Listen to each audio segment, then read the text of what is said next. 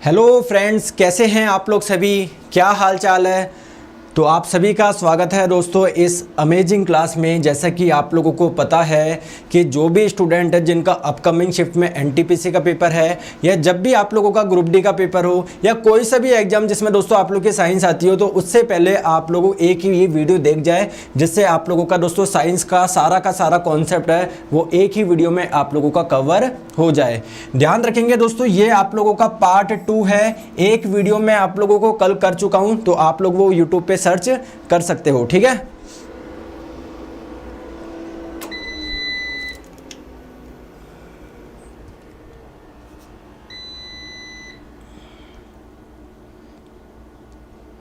चलिए दोस्तों class start करते हैं। तो ये है आपका लेक्चर नंबर 2। इससे पहले मैं आपको बता दूं, जो भी स्टूडेंट्स हैं जो एनटीपीसी ग्रुप डी की तैयारी कर रहे हैं दोस्तों, रोज दोपहर 1 बजे अनअकैडमी पर एक फ्री क्लास होती है। ठीक है, तो ये आप लोग इसको मिस ना करें। मोस्ट एक्सपेक्टेड क्वेश्चंस हम लोग करते हैं यहां पर। आप लोगों की रैंक भी मिलती है कि आप लोगों की रैंक क्या आई है। ठीक है, तो क्या करना है आप लोगों को, अनअकैडमी लर्निंग की ऐप डाउनलोड करना है। वहां पर आप लोगों को दोस्तों आपका गोल सेलेक्ट करना है, एसएससी एग्जाम्स, इसके स्पेशल क्लासेज के सेक्शन में आपको मिल जाएगा। ठीक है, वहां पर दोस्तों मेरा नाम सर्च कर ले, नीरज जांगिड़, मुझे आप लोग क्या कर ले, फॉलो कर ले। यहाँ पर स्पेशल क्लासेज में आप लोगों को मिल जाएगा।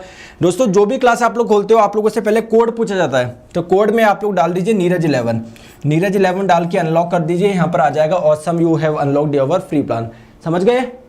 चलिए तो स्टार्ट करते हैं आज का पहला क्वेश्चन। मैं फिर से बता देता हूं दोस्तों, 500 क्वेश्चंस की जो सीरीज है ये उसका पार्ट 2 है। एक पार्ट हम लोग पहले भी कर चुके हैं, तो वो आप लोग देख सकते हो। चलिए क्वेश्चन आप लोगों की स्क्रीन पे है, आंसर आप लोग बताइए कि जब कोई प्रकाश की किरण सघन माध्यम से विरल माध्यम की तरफ आती है तो क्या होता है। यानी डेंसर मीडियम से रेरर मीडियम में कोई लाइट रे आती है तो उसके साथ में क्या होगा। देखिए दोस्तों, डेंसर मीडियम क्या होता है, जिसकी डेंसिटी ज्यादा हो, जिसका घनत्व ज्यादा हो। जैसे अगर मैं बात करूं एयर के कंपैरिजन में वाटर क्या है, एक डेंसर मीडियम है, सघन माध्यम है। तो जब भी कोई लाइट रे डेंसर से रेरर में आती है तो क्या होता है, इधर देखिए। तो मान लीजिए यह आपकी कोई ग्लास है और यहां पर क्या है, एयर है। ऑब्वियसली बात है दोस्तों, ग्लास क्या है, एयर से ज्यादा डेंसर है, ज्यादा सघन है। तो कोई मान लीजिए प्रकाश की किरण आई, ये ऐसे एंटर कर रही थी, जाना कैसे चाहिए था, इसको ऐसे जाना चाहिए था। तो जिस पॉइंट पे टच करी उसके परपेंडिकुलर जब एक लाइन ड्रॉ करोगे तो इसको बोलते हैं नॉर्मल। तो देखिए जाना ऐसे चाहिए था लेकिन नॉर्मल से दूर हट गई, है ना। तो ध्यान रखेंगे, जब भी कोई लाइट रे डेंसर से रेरर में आती है तो नॉर्मल से दूर हट जाती है। ठीक है, turn away from the normal, है ना, अभिलंब से दूर मुड़ जाती है। Option number C. चले आगे, नेक्स्ट क्वेश्चन आप लोगों के स्क्रीन पे, आंसर बताए आप लोग। क्वेश्चन में आप लोगों को बोला जा रहा है कि 100 वाट और 500 वाट के आपके पास में दो बल्ब है, इनके प्रतिरोध यानी रेजिस्टेंस का रेशियो आप लोगों को बताना है। और एक कंडीशन आपको दिया हुआ है कि दोस्तों दोनों के वोल्टेज क्या दिए हुए हैं, आप लोगों को सेम दिए हुए हैं। तो आइए किस प्रकार हम लोग इस क्वेश्चन को सॉल्व कर सकते हैं। तो ये आपके पास में दो बल्ब दिए हुए हैं, क्या दिए हुए हैं, दो बल्ब दिए हुए हैं आपके पास में। तो इस बल्ब को मैं नाम दे देता हूं B1, दूसरे बल्ब को मैं नाम दे देता हूं दोस्तों B2। क्लियर? तो पहले वाले बल्ब की पावर कितनी है, 100 वाट है, दूसरे वाले बल्ब की पावर कितनी है, 500 वाट है। चलिए ठीक है, समझ में आ गया। आप लोगों को रेजिस्टेंस का रेशियो बताना है, तो इसका रेजिस्टेंस मैं मान लेता हूं R1 है, इसका रेजिस्टेंस R2 है। तो आप लोग ध्यान रखेंगे पावर क्या होती है, पावर होती है दोस्तों V² अपॉन R। समझ गए? तो रेजिस्टेंस क्या हो जाएगा, V² अपॉन P। V क्या है, यहां पर वोल्टेज है, तो इसका वोल्टेज V मान लेते हैं, तो क्या हो जाएगा V² बाई P। इसकी पावर कितनी है, 100। ठीक है, इसका क्या हो जाएगा V² अपॉन P। V कितना है, जितना इसका वोल्टेज है उतना ही वोल्टेज इसका है, यानी इसका V है तो इसका भी V अपॉन P कितना है, 500। तो दोस्तों जब दोनों का रेशियो लोगे आप लोग, V² से V² कट जाएगा, 1/100 बट्टे 1/500, तो 5:1 आपका आंसर हो जाएगा ऑप्शन नंबर बी। ठीक है, ओके। चलिए नेक्स्ट क्वेश्चन आप लोगों के स्क्रीन पे, आंसर आप लोग बताएंगे। क्वेश्चन में आप लोगों से क्या पूछा गया है कि जब भी आप लोग किसी मेटल को, किसी धातु को गर्म करते हैं तो इसका प्रतिरोध पे क्या प्रभाव पड़ेगा। ठीक है, आंसर बताएंगे इसके रेजिस्टेंस पे। तो ध्यान रखिए, देखिए आप लोगों का जो मेटल होता है ना, जैसे मान लीजिए कोई वायर है, किसका, कोई धातु का तार है, इसमें क्या होते हैं, फ्री इलेक्ट्रॉन्स होते हैं। क्या होते हैं, फ्री इलेक्ट्रॉन्स। अगर जब ये इलेक्ट्रॉन मूव करेंगे तो इलेक्ट्रॉन पे चार्ज होता है, तो कहने का मतलब है चार्ज मूव कर रहा है, और जब भी आप लोग का चार्ज मूव करता है हम लोग बोलते हैं करंट मूव कर रही है। अगर इलेक्ट्रॉन इजीली फ्लो करेंगे इसका मतलब इसमें करंट इजीली फ्लो हो रही है, इसका प्रतिरोध कम है। अगर इन इलेक्ट्रॉन को फ्लो करने में प्रॉब्लम आएगी इसका मतलब इस वायर का रेजिस्टेंस ज्यादा है। तो ध्यान रखेंगे टेम्परेचर बढ़ाने से जो ये आपके फ्री इलेक्ट्रॉन्स होते हैं ना, ये रैंडम मोशन करने पड़ते हैं, कोई इधर जा रहा है कोई इधर जा रहा है, तो एक प्रॉपर आप लोगों का मोशन नहीं हो पाता। यानी कहने का मतलब है टेम्परेचर बढ़ाने पर जो रेजिस्टेंस होता है वो क्या होता है दोस्तों, बढ़ता है। तो प्रतिरोध क्या होता है दोस्तों, इंक्रीज होता है। ऑप्शन नंबर बी, क्लियर, प्रतिरोध बढ़ जाता है। नेक्स्ट क्वेश्चन आप लोगों के स्क्रीन पे बताएंगे, जो हार्ड वाटर होता है ना, कठोर जल, उससे संबंध में कौन सा आप लोगों को जो ऑप्शन है वो सही नहीं है, गलत आप लोगों को बताना है। तो देखिए जो कठोर साबुन होता है, ये सॉरी कठोर जल होता है, वो झाग नहीं बनाता, बिल्कुल सही बात है। इसमें साबुन अधिक घिसता है, ये भी बात सही है दोस्तों। मैग्नीशियम बाइकार्बोनेट के कारण होता है क्या हार्ड वाटर, बिल्कुल। देखिए जो आप लोग का हार्ड वाटर होता है या पानी में जो कठोरता होती है वो किसकी वजह से होती है, बाइकार्बोनेट की उपस्थिति की वजह से होती है। क्या आयरन पायराइड्स की उपस्थिति की वजह से होता है क्या, नहीं। तो ये स्टेटमेंट आप लोगों का गलत हो जाएगा, ऑप्शन नंबर डी। ठीक है दोस्तों, आप लोगों को मैं यहां पर बता देता हूं एक छोटी सी चीज कि जो हार्डनेस होती है, कठोरता, वो दो प्रकार की होती है। एक तो होता है दोस्तों टेम्पररी हार्डनेस यानी अस्थायी कठोरता, और एक आपका होता है परमानेंट हार्डनेस यानी स्थायी कठोरता। दोनों में डिफरेंस क्या है, जो परमानेंट हार्डनेस है यानी जो स्थायी कठोरता है, ये आप लोग जब पानी को उबालोगे तो बॉईल करने से आप लोगों की दूर नहीं होती है, जबकि जो टेम्पररी होती है, अस्थायी कठोरता होती है, ये उबालने से it can be remove by boiling water. दोस्तों पानी को उबालने से ये आप लोग की दूर हो जाएगी, क्लियर। और किसकी वजह से ये होती है, कैल्शियम और मैग्नीशियम के बाइकार्बोनेट की वजह से, है ना। देखो बाइकार्बोनेट की वजह से क्या होती है, कठोरता आती है। ठीक है, चलो आगे। नेक्स्ट क्वेश्चन आप लोगों के स्क्रीन पे आंसर बताएंगे आप लोग। निम्नलिखित में से कौन सा एक तत्व नहीं है, कौन सा एक एलिमेंट नहीं है। तो देखिए आप लोग जानते हैं आपकी जो पीरियोडिक टेबल है, आवर्त सारणी, उसमें जितने भी आप लोग चीजें देख पाते हैं वो क्या है, एलिमेंट है, वो तत्व है। टोटल कितने हैं, 118 तत्व है। तो पीरियोडिक टेबल में जितनी भी चीजें होती है सारी की सारे तत्व होती है, जैसे ऑक्सीजन, क्लोरीन, सिलिकॉन, है ना आप लोगों का। मार्बल की बात करें तो ये आपका कोई एलिमेंट नहीं होता, तो ये क्या होता है दोस्तों, ये आपका कंपाउंड होता है, CaCO3। अब आप लोग बोलेंगे कंपाउंड क्या होता है, यौगिक। दोस्तों ध्यान रखेंगे एलिमेंट और कंपाउंड यानी तत्व और यौगिक में अंतर क्या है, तत्व किसी से मिलके नहीं बना होता। जैसे मैं आप लोगों को बोलूं क्लोरीन, क्या ये किसी से मिलके बना है, क्या किसी से मिलके नहीं बना, तो ये एक तत्व है। जबकि कैल्शियम कार्बोनेट कैल्शियम से मिलके बना है, कार्बन से, ऑक्सीजन से, तो ये एक कंपाउंड है ना कि तत्व है। राइट आंसर आपका ऑप्शन नंबर डी हो जाएगा। ठीक है, चले आगे दोस्तों, सेशन को लाइक करते हुए चले। क्वेश्चन आप लोगों के स्क्रीन पे है, बताइए जो मिल्क होता है वो किसका एग्जाम्पल है, मिल्क किसका उदाहरण है, चार आप लोगों को बताना है।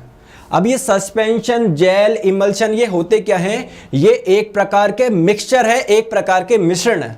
आइए समझते हैं इनको। देखिए इधर आओ, देखो जैसे मैंने आप लोगों को बोला कि पानी में आप लोगों ने मान लीजिए पत्थर डाला, है ना, या पानी में मान लीजिए कोई दूसरा लिक्विड डाला, या पानी में मान लीजिए कोई गैस डाली, तो अलग अलग प्रकार के मिक्सचर बन सकते हैं ना। तो दो चीज होती है, एक तो होता है दोस्तों डिस्पर्स्ड फेस, है ना, मतलब जो आप घोल रहे हो ना, जो घोल रहे हो उसका माध्यम क्या है भैया, वो ठोस है, द्रव है, गैस है। और एक है आपका डिस्पर्जन मीडियम, यानी जिसमें घोल रहे हो, जिसमें घोल रहे हो। तो आप लोग ध्यान रखेंगे कि अगर किसी लिक्विड में आप लोग कोई लिक्विड घोलते हो तो इस प्रकार के मिक्सचर को हम लोग बोलते हैं इमल्शन, और हिंदी में इसको पायस भी बोला जाता है। तो दोस्तों जो मिल्क होता है, दूध, वो इसी का ही एग्जाम्पल होता है, किसका, इमल्शन का। तो राइट आंसर आपका हो जाएगा ऑप्शन नंबर सी। ठीक है, चलिए नेक्स्ट क्वेश्चन आपके स्क्रीन पे बताएंगे। क्वेश्चन आपके स्क्रीन पे है, जल में सबसे कम घुलनशील गैस कौन सी है, लीस्ट सॉल्युबल गैस आप लोगों को बताना है। चार आपको ऑप्शंस दिए हुए हैं। तो देखिए आप लोगों ने कहावत सुनी होगी कि लोहा लोहे को काटता है। सिमिलरली केमिस्ट्री में क्या कहावत है कि जो पोलर होता है, जो ध्रुवीय होता है, वो आप लोगों के किस में घुलता है? पोलर में घुलता है। और जो नॉन पोलर होता है अध्रुवीय, वो किस में घुलता है? नॉन पोलर में घुलता है। जो H2O क्या होता है दोस्तों? आप लोगों का पोलर होता है, ध्रुवीय होता है। ठीक है, जैसे अमोनिया क्या है? अमोनिया भी आप लोगों का पोलर है। लेकिन अगर बात करें नाइट्रोजन की तो ये आपका नॉन पोलर है, अध्रुवीय है। तो आप लोग मुझे खुद बताइए, क्या जल आप लोगों का, जल में नाइट्रोजन घुल पाएगी क्या? नहीं घुल पाएगी। तो राइट आंसर आपका ऑप्शन नंबर ए हो जाएगा। क्लियर है क्या? तो आइए हम लोग देखते हैं पोलर, यानी ये तो हो जाएंगे आप लोगों के ध्रुवीय और ये आपके हो जाएंगे अध्रुवीय। देखिए अध्रुवीय का मतलब क्या है? जहां पर कोई चार्ज नहीं आता। मतलब देखो जहां पर आपको सिमेट्री देखने को मिल रही है, जैसे मान लीजिए यहां पर नाइट्रोजन नाइट्रोजन है, तो इनके बीच में जो बॉन्ड है, क्या उनमें लड़ाई होगी क्या? क्या ये नाइट्रोजन बोलेगा कि इलेक्ट्रॉन को मैं अपनी तरफ खींच के रखूंगा, या फिर ये बोलेगा नहीं मैं अपनी तरफ खींच के रखूंगा? ऐसा कुछ भी नहीं होगा। जबकि यहां पर आप लोग देखेंगे, जैसे मान लीजिए HCl है, तो यहां पर दोस्तों जो बंध बनता है, उसके जो इलेक्ट्रॉन्स होते हैं क्लोरीन, उनको अपनी ओर खींच के रखता है। क्यों खींच के रखता है? क्योंकि क्लोरीन की इलेक्ट्रोनेगेटिविटी, विद्युत ऋणात्मकता ज्यादा होती है। जिसे थोड़ा सा खींच के रखता है तो इस पे थोड़ा सा नेगेटिव चार्ज आ जाता है, इस पे पॉजिटिव चार्ज। तो अगर देखो इन पे चार्ज आता है तो वो पोलर कहलाता है, जिन पे चार्ज नहीं आता तो वो नॉन पोलर कहलाता है। तो नाइट्रोजन नॉन पोलर है और आपका जो वाटर होता है H2O, ये आपका पोलर है। तो पोलर में नॉन पोलर नहीं घुल सकता है। ठीक है, चले आगे। चलिए, बहुत बढ़िया। नेक्स्ट क्वेश्चन आप लोगों के स्क्रीन पे आंसर बताएंगे। आप लोगों को डिफरेंट कंपाउंड दिए हुए हैं, तो कार्बन बॉन्ड की लेंथ के अनुसार बढ़ते हुए क्रम में व्यवस्थित करिए। एथेन है, एथाइन है, एथीन है। तो सबसे पहले तो समझते हैं ये एथाइन क्या होता है, एथेन क्या होता है, एथीन क्या होता है। दोस्तों एथीन क्या होता है आप लोगों का? इसमें सिंगल बॉन्ड होते हैं। एथीन में डबल बॉन्ड होते हैं, एथेन में सिंगल बॉन्ड होते हैं, एथाइन में ट्रिपल बॉन्ड होते हैं। आइए हम लोग समझते हैं। देखिए दोस्तों, जितने भी हाइड्रोकार्बन्स होते हैं, हाइड्रोकार्बन्स क्या होते हैं? ऐसे यौगिक जो कार्बन और हाइड्रोजन से मिलकर बने होते हैं। जैसे क्या ये आप लोगों का एक हाइड्रोकार्बन है क्या? बिल्कुल, ये आपका एक हाइड्रोकार्बन है। तो जितने भी हाइड्रोकार्बन्स होते हैं ये 3 प्रकार के होते हैं। कौन कौन से? एक होता है आप लोगों का एल्केन, एक होता है एल्कीन और एक होता है एल्काइन। इन तीनों में क्या डिफरेंस है? एल्केन में सिंगल बॉन्ड होता है, एल्कीन में डबल बॉन्ड होता है और एल्काइन में ट्रिपल बॉन्ड होता है। समझ गए बात को? तो आप लोगों को तो ये बताना है कि जो बॉन्ड की लेंथ होगी किस में ज्यादा होगी। देखो यहां पर आप लोग देखो, तो ये आप लोगों का हो जाएगा क्या? एथेन। ये आपका हो जाएगा दोस्तों एथेन, ये आपका हो जाएगा एथीन और ये आपका हो जाएगा दोस्तों एथाइन। तो यहां पर आप लोग देख सकते हो कार्बन और कार्बन के बीच की जो बॉन्ड की लंबाई है वो 153.51 पिकोमीटर है। यहां पर दोस्तों थोड़ी कम है और यहां पर थोड़ी और कम है। तो आप लोगों को डाटा याद नहीं रखना, बस ये याद रखना है सबसे ज्यादा जो लंबाई होती है किस में होती है? एथेन में होती है, देन एथीन में और देन एथाइन में। तो आप लोगों को बढ़ते हुए क्रम में बताना है। तो एथेन आप लोगों का कहां पर आएगा? कहीं पर यहां पर आएगा। ठीक है, और आप लोग के सबसे कम किसकी होगी? एथाइन की, देन एथीन की, देन एथेन की। तो ऑप्शन नंबर ए आपका सही आंसर हो जाएगा। ठीक है, चले आगे। चलिए नेक्स्ट क्वेश्चन आप लोगों के स्क्रीन पे। दोस्तों साहिल सर अभी 1-2 दिन की छुट्टी पर है, तो आप लोग की उनकी क्लास जल्दी स्टार्ट हो जाएगी। ठीक है, समझ गए बात को? चलिए, तो डी ब्लॉक के तत्वों को और किस नाम से जाना जाता है ये आप लोगों को बताना है। आइए देखते हैं। तो देखिए ये आप लोगों की पीरियोडिक टेबल हो गई। ये आप लोगों का होता है दोस्तों एस ब्लॉक, ये आपका होता है पी ब्लॉक, ये होता है डी ब्लॉक और ये होता है एफ ब्लॉक। तो एक चीज ध्यान रखेंगे दोस्तों, जो डी ब्लॉक के एलिमेंट्स होते हैं इनको हम लोग ट्रांजिशन एलिमेंट्स बोलते हैं, यानी संक्रमण तत्व बोलते हैं। तो राइट आंसर आपका हो जाएगा ऑप्शन नंबर डी। ओके, चलो आ जाओ। नेक्स्ट क्वेश्चन आप लोगों की स्क्रीन पे बताइए। आतिशबाजी में हरा रंग किसकी उपस्थिति की वजह से होता है? जो हरा रंग होता है ना, आप लोग को पता है आतिशबाजी में अलग अलग कलर होते हैं, लाल भी होता है, हरा भी होता है, पीला भी होता है। तो इसमें जो हरा रंग किसकी वजह से होता है? बेरियम की वजह से होता है। सोडियम की वजह से कौन सा होता है दोस्तों? पीला रंग होता है। क्लियर है क्या? तो सॉरी बी आ गया ना, बेरियम है ना, गलती से मैंने स्ट्रोंशियम पे क्लिक कर दिया। तो आइए मैं सारे कलर के बारे में आपको बता देता हूं। जो ग्रीन कलर होता है वो किसकी वजह से होता है? बेरियम की वजह से होता है। अगर बात करें रेड कलर किसकी वजह से होता है? स्ट्रोंशियम की वजह से होता है। येलो कलर सोडियम की वजह से होता है। कैसे याद रखें? आप लोग जानते हैं जो स्ट्रीट लाइट होती है ना येलो कलर वाली, उसमें कौन सी गैस भरी होती है? सोडियम की वेपर भरी होती है। तो ध्यान रखो सोडियम से कौन सा होता है? आप लोगों का येलो कलर मिलता है। अगर बात करें ब्लू कलर किससे मिलता है, तो आपने सुना होगा दोस्तों नीला तोता। जो नीला तोता होता है ना, इसका फॉर्मूला क्या होता है? CuSO4.5H2O। तो नीले से याद रखेंगे कॉपर आएगा। तो ब्लू आपको किससे मिलता है? कॉपर से मिलता है। स्ट्रोंशियम से आप लोगों को क्या मिलता है? रेड कलर मिलता है। तो अभी आप लोगों से ग्रीन कलर के बारे में पूछा गया था, तो राइट आंसर आपका हो जाएगा ऑप्शन नंबर बी, बेरियम। चलिए दोस्तों आगे चलते हैं नेक्स्ट क्वेश्चन पे। आंसर आप लोग बताएंगे। रसायनों का राजा किसको बोलते हैं? बताएं।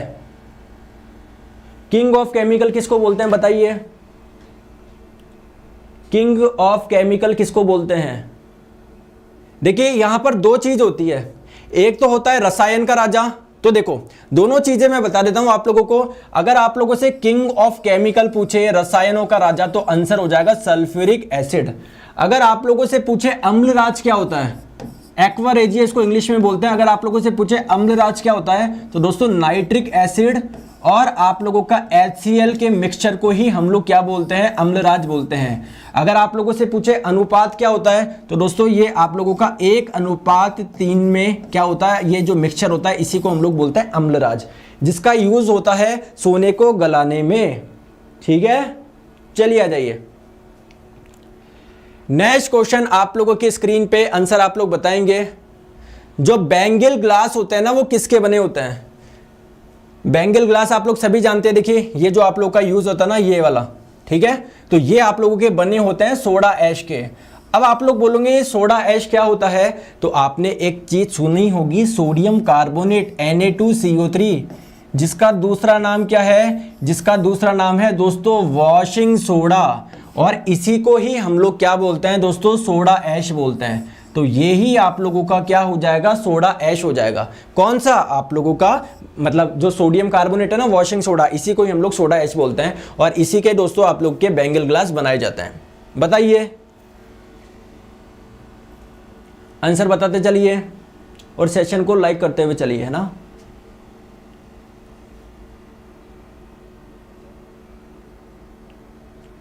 तो आप लोगों से पूछा गया है आइडेंटिफाई द इनकरेक्ट स्टेटमेंट। इनमें से आप लोगों को गलत कथन की पहचान करनी है।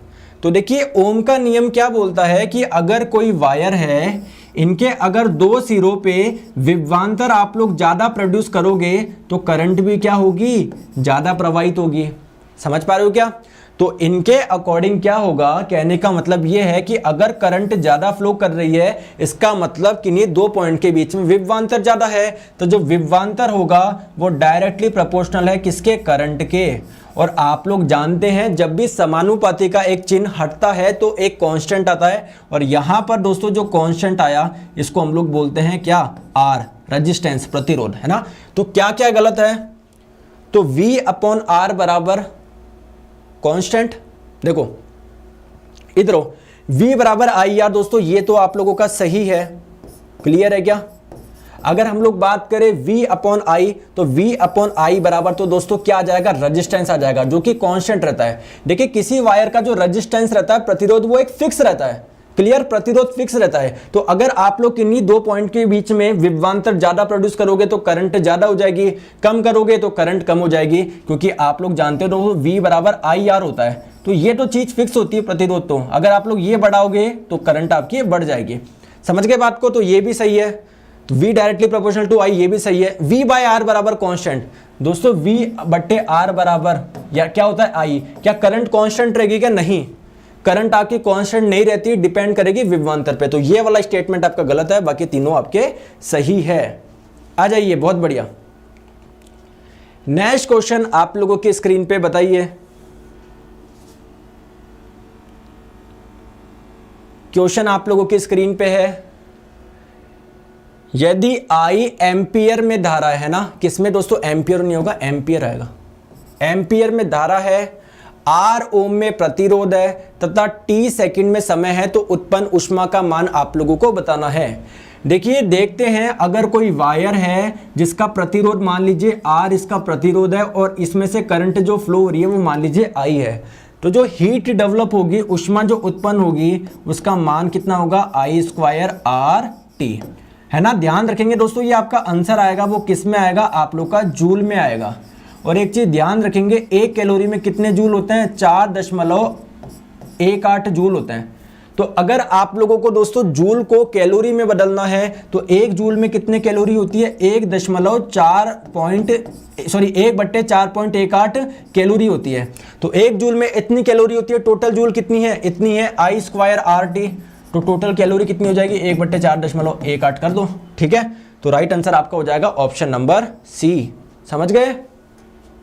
ओके चलिए, क्योंकि देखो आई स्क्वायर आर टी आपका आंसर जूल में आएगा, लेकिन ये कैलोरी में पूछना चाह रहा है, तो अगर आपको कैलोरी में कन्वर्ट करना है तो 4.18 से डिवाइड कर दीजिए आप लोग, ठीक है। ओके चलिए आ जाइए, नेक्स्ट क्वेश्चन आप लोगों के स्क्रीन पे आंसर बताए आप लोग। किसी माध्यम में तरंग की गति आप लोगों को दी हुई है, तरंग की गति 600 मीटर पर सेकंड है। यदि उस माध्यम में किसी बिंदु से 1 मिनट में 600 तरंगें गुजर रही हो तो उसकी तरंग दैर्ध्य आप लोगों को बतानी है। तो देखो ध्यान रखो, तरंग की जो स्पीड होती है, स्पीड का फॉर्मूला होता है फ्रीक्वेंसी इनटू वेवलेंथ, यानी तरंग की जो चाल होती है वो क्या होती है, आवृत्ति इनटू तरंग दैर्ध्य। समझ गए बात को, ये फॉर्मूला आप लोग ध्यान रखेंगे। अब आप लोगों को दोस्तों चाल दी हुई है, गति दी हुई है कितनी, 600 मीटर पर सेकंड। आप लोगों को दोस्तों फ्रीक्वेंसी अगर पता हो तो आप लोग तरंग दैर्ध्य निकाल सकते हो, वेवलेंथ। लेकिन फ्रीक्वेंसी क्या होता है, फ्रीक्वेंसी होता है 1 सेकंड में कितनी साइकिल बन रही है, ठीक है, या 1 सेकंड में कितनी तरंग गुजर रही है। तो 1 मिनट में 1 मिनट में 600 गुजर रही है, यानी 60 सेकंड में 600 गुजर रही है, 1 सेकंड में कितनी हो जाएगी दोस्तों आप लोग का 10। तो फ्रीक्वेंसी आपका आ गया 10, ठीक है। तो ये आपका आ गया 600 बराबर 10 इंटू लैम्बडा, तो लैम्बडा बराबर आ जाएगा 600/10 यानी 60, ऑप्शन नंबर बी। समझ गए बात को। चलिए नेक्स्ट क्वेश्चन आप लोगों के स्क्रीन पे आंसर आप लोग बताएंगे। विटामिन ई की कमी से कौन सा रोग होता है, विटामिन ई की कमी से कौन सा रोग होता है। तो अगर हम लोग बात करें दोस्तों नाइट ब्लाइंडनेस की, रतौंधी मतलब नाइट ब्लाइंडनेस या आप लोग रतौंधी बोल सकते हो, ये किसकी वजह से होता है, विटामिन ए की कमी से। रिकेट दोस्तों विटामिन डी की कमी से। बेरी बेरी विटामिन B1 की कमी से। और विटामिन ई की कमी से दोस्तों क्या आ जाता है, बांझपन आ जाता है, आपकी फर्टिलिटी पावर बहुत कम हो जाती है, ऑप्शन नंबर सी। अगर आप लोगों से पूछे विटामिन ई का दूसरा नाम क्या है, मतलब इसको और किस नाम से जानते हैं हम लोग, इसको ब्यूटी विटामिन भी बोलते हैं। क्या बोलते हैं, ब्यूटी विटामिन। क्यों बोलते हैं, क्योंकि दोस्तों ये एक एंटीऑक्सीडेंट की तरह कार्य करता है। अब आप लोग बोलोगे ये एंटीऑक्सीडेंट क्या होता है, आइए समझते हैं। देखिए आप लोगों को पता है जो ऑक्सीजन पाया जाता है वो किस फॉर्म में पाया जाता है, O2 के फॉर्म में पाया जाता है। क्या आप लोगों का ऑक्सीजन ऐसे सिंगल रह सकता है, क्या नहीं रह सकता, काफी अनस्टेबल होता है, तो अपने पास वाले ऑक्सीजन के साथ में मिलकर निर्माण कर लेता है O2 का। लेकिन दोस्तों अगर आपकी बॉडी में ये फ्री ऑक्सीजन आ जाए तो ये काफी आपका रिएक्टिव होता है, आपके डिफरेंट ऑर्गन से ये क्या करना स्टार्ट कर देगा, रिएक्शन करना स्टार्ट कर देगा। तो जैसे मान लीजिए आप लोग की जो चेहरों में झुर्रियां वगैरह पड़ती है, वो क्यों पड़ती है, क्योंकि दोस्तों ये स्किन वगैरह इनसे रिएक्शन करके उसको खराब कर देता है ना। तो आपका जो विटामिन ई होता है वो एंटीऑक्सीडेंट की तरह कार्य करता है, यानी जो आपका फ्री ऑक्सीजन है इसको क्या करता है, खत्म करता है, ठीक है, जिससे आप लोग के चेहरा, आपकी जो स्किन होगी काफी बेहतर बनेगी, रिंकल्स वगैरह नहीं पड़ेंगे। तो इसलिए हम लोग विटामिन ई को ब्यूटी विटामिन भी बोलते हैं, ठीक है। ओके दोस्तों चलिए आगे। और विटामिन ई का दोस्तों जो नाम हो जाएगा वो हो जाएगा टोकोफेरोल। नेक्स्ट क्वेश्चन आप लोगों के स्क्रीन पे आंसर बताइए।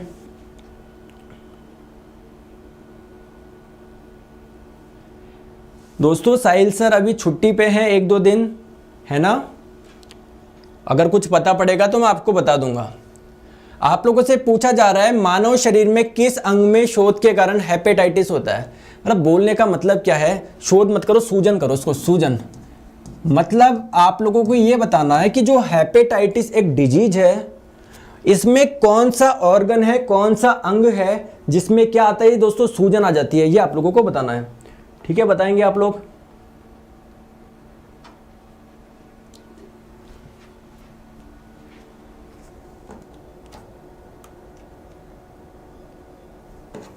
चलिए देखो आप लोग को पता है दोस्तों, हेपेटाइटिस क्या है, एक वायरस से होने वाला रोग है। ये 5 प्रकार के वायरस से होता है, ABCDE, समझ रहे हो। तो ये किसको अफेक्ट करते हैं, लीवर को करते हैं, यकृत को करते हैं, option number C. Next question आप लोगों के स्क्रीन पे बताएंगे। ये क्वेश्चन एक बार छोड़ दो, चलो आंसर बताएं। हरे पौधों को कुल कितने पोषक तत्वों की आवश्यकता होती है। जैसे आप लोगों को दोस्तों जरूरी होती है कैल्शियम भी, आप लोगों को दोस्तों सोडियम की भी जरूरत होती है, आप लोगों को मैग्नीशियम की जरूरत पड़ती है। लेकिन बात करें जो प्लांट्स होते हैं उनको टोटल कितने एलिमेंट्स की जरूरत होती है, ये होते हैं दोस्तों 16, ऑप्शन नंबर सी। तो इनमें कौन कौन से आते हैं, देखिए जितने भी आप लोगों के एलिमेंट्स हैं इनको हम लोग 2 पार्ट में क्लासीफाई कर सकते हैं। एक तो होता है दोस्तों मैक्रोन्यूट्रिएंट। मैक्रोन्यूट्रिएंट क्या होंगे, जिनकी आवश्यकता ज्यादा होती है, और माइक्रोन्यूट्रिएंट क्या होते हैं, जिनकी आवश्यकता कम होती है। तो देखिए आप लोगों के 9 तो मैक्रोन्यूट्रिएंट है और 7 आप लोगों के माइक्रोन्यूट्रिएंट है ना। इस बार एनटीपीसी में क्वेश्चन आया था आयरन के बारे में। आयरन क्या है, तो आयरन आप लोगों का माइक्रोन्यूट्रिएंट है। प्लांट के लिए माइक्रोन्यूट्रिएंट यानी इसकी अमाउंट कम चाहिए होता है। जबकि दोस्तों अगर हम लोग बात करें, यह नाइट्रोजन हो गया, आप लोगों का फॉस्फोरस हो गया, पोटेशियम, ये तो बहुत ज्यादा इंपॉर्टेंट है, ये आप लोगों के मैक्रोन्यूट्रिएंट होते हैं। टोटल कितने हो गए, 9 + 7 16, ऑप्शन नंबर सी। बताएं दोस्तों नेक्स्ट क्वेश्चन आपकी स्क्रीन पे। अगर हम लोग बात करें क्रेटिनिज्म क्या है, आप लोगों को इसके बारे में बताना है ये क्या है। तो देखिए ध्यान रखेंगे क्रेटिनिज्म में क्या होता है, ये आप लोगों का बच्चों में होने वाला रोग है। किस में होता है, बच्चों में। और ये जो थायरोक्सिन की कमी से होता है। थायरोक्सिन क्या है, एक हार्मोन है जो कि कहां से निकलता है, थायराइड ग्लैंड से निकलता है। तो अगर इसकी कमी होगी तो दोस्तों आप लोगों को ये डिजीज हो जाएगी। इसमें क्या होता है, आप लोग का जो पेट होता है ना दोस्तों, वो तो बाहर निकल जाता है। जो जीभ होती है ना, वो क्या होती है, मोटी हो जाती है, मतलब बोलने में काफी प्रॉब्लम आती है ना। तो ये बच्चों में होने वाला रोग है ना। आप लोग का डिजीज कॉज्ड इन चिल्ड्रन, बच्चों में होने वाला रोग है। नेक्स्ट क्वेश्चन आप लोगों की स्क्रीन में, निम्नलिखित में से कौन ऊर्जा उत्पादक है। आप लोग दोस्तों जो फूड लेते हो उसमें किससे एनर्जी आप लोगों को मिलती है, तो आपको जो एनर्जी मिलती है वो मिलती है कार्बोहाइड्रेट से। अगर आप लोग भूखे रहते हो, आप लोगों ने फास्ट रख रखा है, तो इस दौरान जो एनर्जी मिलती है किससे मिलती है, फैट से मिलती है। ध्यान आप लोग रखेंगे। और एक चीज ध्यान रखेंगे, प्रोटीन का काम क्या होता है, ये आप लोग के बॉडी को ग्रोथ के लिए जरूरी होता है ना। मतलब ये आप लोगों का बिल्डिंग सब्सटेंस है। जैसे बॉडी बनाने के लिए जो जरूरत होता है वो प्रोटीन का होता है आपका, है ना। चलो आगे। नेक्स्ट क्वेश्चन आप लोगों की स्क्रीन पे, जब आई ट्रांसप्लांट किया जाता है, मतलब आई डोनेशन होता है ना, तो उसमें आई ट्रांसप्लांट होता है, तो ये बताना है उसमें आंख का कौन सा भाग होता है दोस्तों जो प्रत्यारोपित किया जाता है। जैसे आप लोगों को मैं बात बताऊं कि जो आई होती है, अगर मैं आई की एक फोटो बनाऊं तो कुछ इस प्रकार की आई होती है। तो दोस्तों यहां पर आप लोग प्रोजेक्शन देख पा रहे होंगे, उभार, इसको हम लोग बोलते हैं कॉर्निया। तो ये ही क्या किया जाता है, ट्रांसप्लांट किया जाता है। और अगर बोला जाता है ना कि इसकी आंख खराब हो गई, बेसिकली क्या खराब हो जाता है दोस्तों, कॉर्निया खराब हो जाता है उसका। ठीक है, चलो आगे नेक्स्ट क्वेश्चन पे आंसर बताएंगे। ये आप लोगों का इस बार एनटीपीसी में क्वेश्चन पूछा गया था, है ना। आप लोगों से पूछा गया दोस्तों जो साइनोवियल फ्लूइड है ये कहां पर पाया जाता है। तो ये आप लोगों का एक प्रकार का फ्लूइड है जो कि हड्डियों के जॉइंट्स में पाया जाता है। ठीक है, राइट आंसर आपका हो जाएगा ऑप्शन नंबर डी। दोस्तों कहां पर पाया जाता है, ये आपके जॉइंट्स में पाया जाता है। और ये एक प्रकार का क्या होता है, फ्लूइड होता है, जिसका नाम है साइनोवियल फ्लूइड। चलिए आगे। नेक्स्ट क्वेश्चन आप लोगों के स्क्रीन पे, मानव शरीर में मांसपेशियों की, मसल्स की संख्या बतानी है। तो कितनी हो जाएगी, 4 आपको ऑप्शंस दिए हुए हैं। तो आइए दोस्तों देखते हैं। अगर आप लोगों से मसल्स की बात करें तो 639, हड्डियों की अगर हम लोग बात करें तो 206।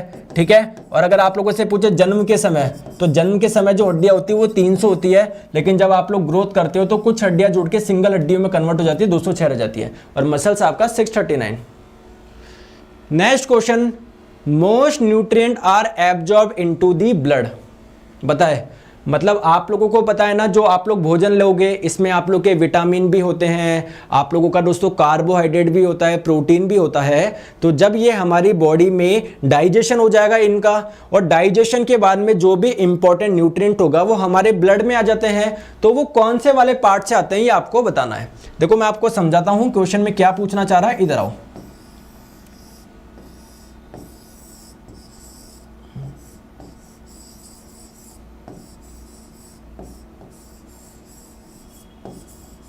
देखो इधर आओ। देखिए होता क्या है, आप लोग जब भोजन करोगे, भोजन को कहां पर रखोगे? ऑब्वियसली बात है माउथ में रखोगे। क्लियर दोस्तों, भोजन आप लोग का नीचे आएगा, स्टमक में आएगा, यहां पर कुछ डाइजेशन होगा, फिर दोस्तों आपकी छोटी आंत में कंप्लीट डाइजेशन हो जाता है।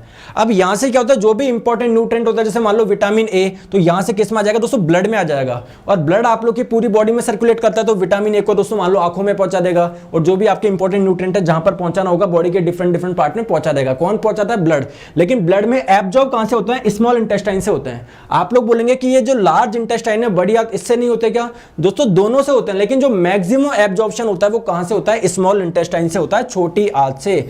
Option number C. ठीक है, तो आइए मैं आप लोगों को एक चीज बता देता हूं एब्जॉर्प्शन के बारे में। मतलब जो अवशोषण होता है कहां से होता है दोस्तों? छोटी आंत से भी होता है और बड़ी आंत से भी होता है। अगर बात करें छोटी आंत से कितना होता है, मतलब छोटी आंत में क्या क्या एब्जॉर्ब होता है, तो जो भी आप लोग कार्बोहाइड्रेट खा रहे हो, प्रोटीन खा रहे हो, फैट खा रहे हो, मिनरल खा रहे हो, विटामिन खा रहे हो, ये सारे के सारे छोटी आंत में होता है। बस विटामिन के छोटी आंत में नहीं होता, ये बड़ी आंत में होता है। और अगर बात करें मिनरल्स, सभी मिनरल्स आप लोगों के छोटी आंत में होते हैं, लेकिन जो सोडियम, पोटेशियम, कैल्शियम होता है ये बड़ी आंत में होता है। अगर आप लोगों से पूछे वाटर कहां पर एब्जॉर्ब होता है, तो दोस्तों जो वाटर होता है ये भी आप लोगों के बड़ी आंत में एब्जॉर्ब होता है। ठीक है, चलिए आगे। चलिए नेक्स्ट क्वेश्चन आप लोग की स्क्रीन पे, ये क्वेश्चन भी इस बार के एनटीपीसी में पूछा गया है। आंसर बताओ।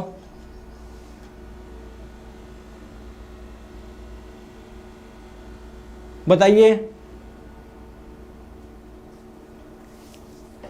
जो रेस्पिरेशन होता है ना, इसमें कार्बोहाइड्रेट किस में विखंडित हो जाता है? तो इधर आइए मैं आपको पूरी प्रक्रिया बताता हूं, इधर आओ। देखो आप लोगों को पता है जब आप लोग भोजन लोगे तो भोजन में एनर्जी किससे मिलती है दोस्तों? कार्बोहाइड्रेट से मिलती है। लेकिन जो आप लोग कार्बोहाइड्रेट खा रहे हो दोस्तों, ये कॉम्प्लेक्स फॉर्म होता है, जटिल रूप होता है। जब आपकी बॉडी में इसका डाइजेशन हो जाएगा तो ये किस में कन्वर्ट हो जाएगा दोस्तों? ग्लूकोज में हो जाएगा, जिसका फॉर्मूला होता है C6H12O6।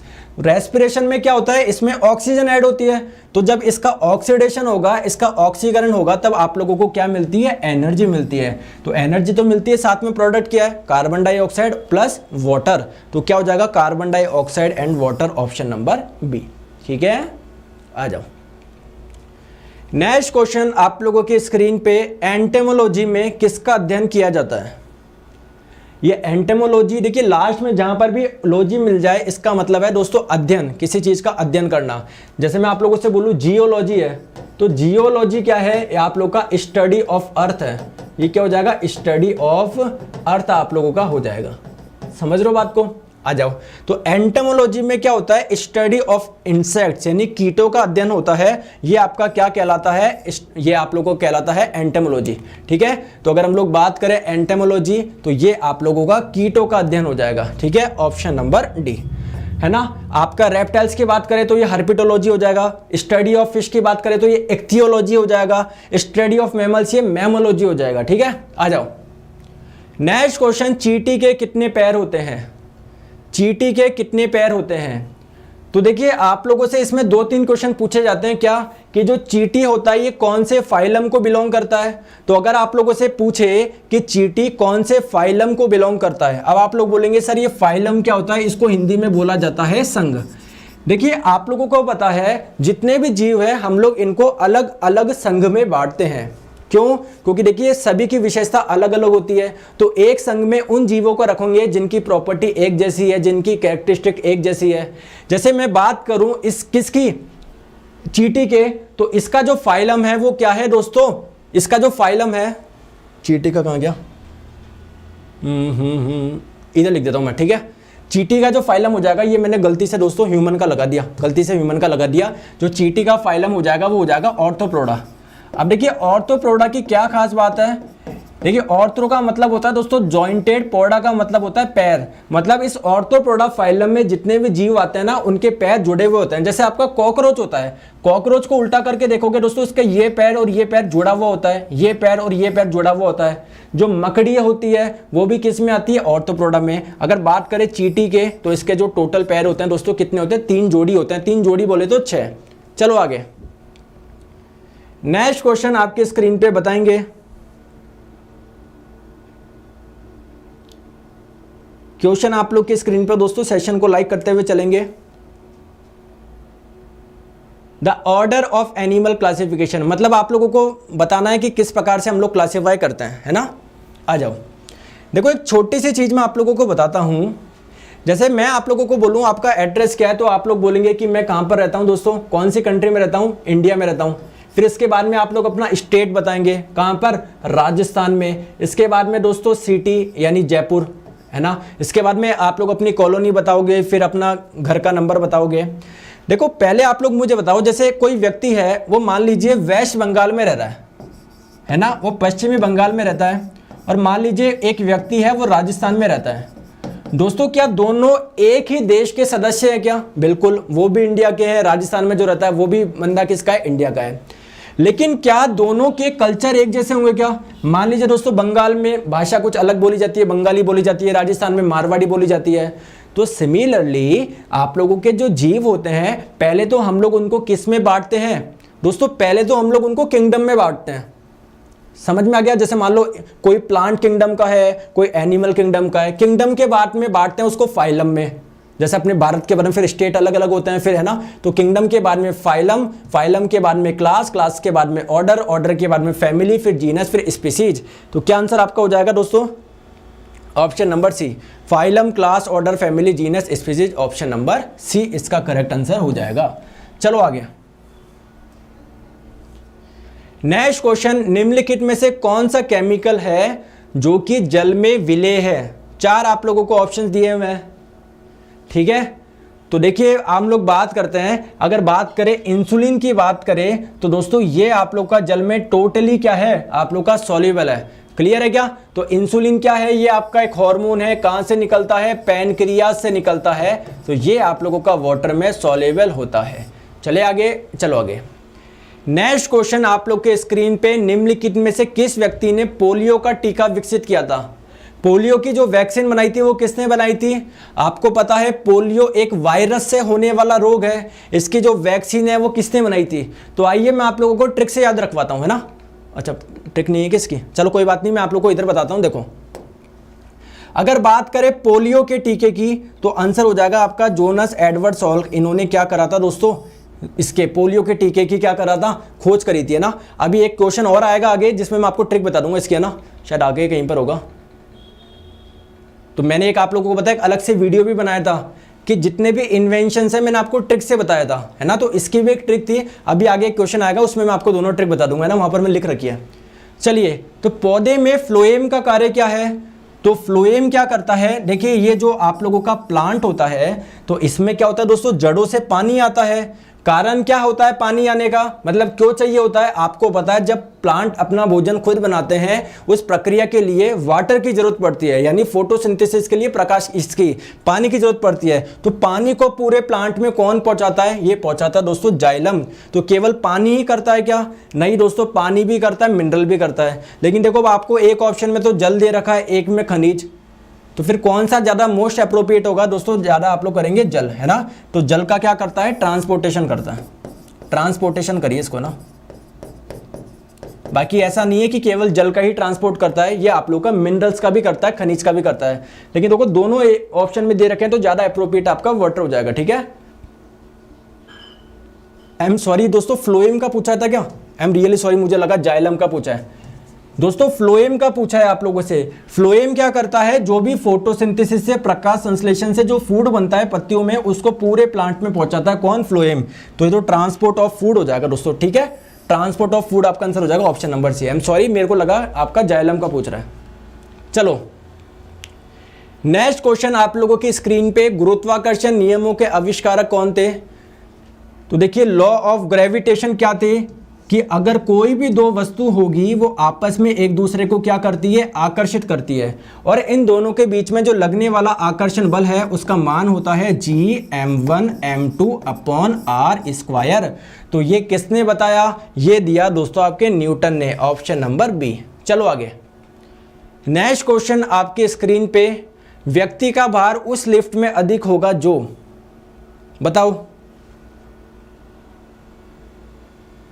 पीडीएफ कहाँ मिलेगी दोस्तों, क्लास के नीचे इसमें मिल जाएगी, और कल वाले वीडियो में मैंने पीडीएफ डलवा दी थी, तो आप लोग वहां से भी कर सकते हो, ठीक है।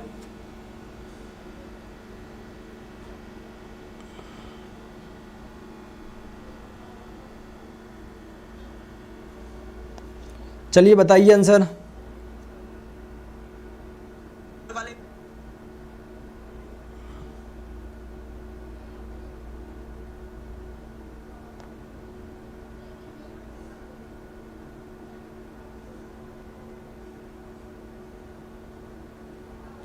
चलिए आइए दोस्तों हम लोग देखते हैं इसके बारे में।